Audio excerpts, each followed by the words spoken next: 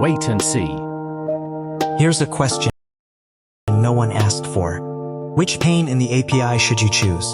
Anthropic's July 2026 identity verification rollout and OpenAI's policy updates aren't just paperwork. They lock or unlock entire model capabilities. Let's take a developer's workflow. She's building a financial forecasting tool. Anthropic wants her to verify her identity to use its 300B parameter model. OpenAI's approach?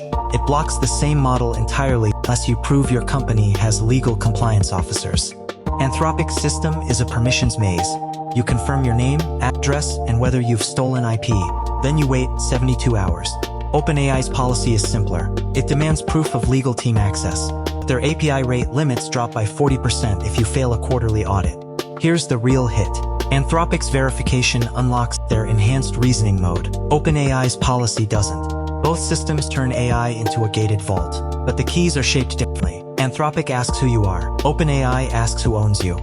Full comparison charts and API call examples in the link. Subscribe if you've ever resented a CAPTCHA. Thank you for watching. Subscribe to Wait and See, your signal through the noise of AI.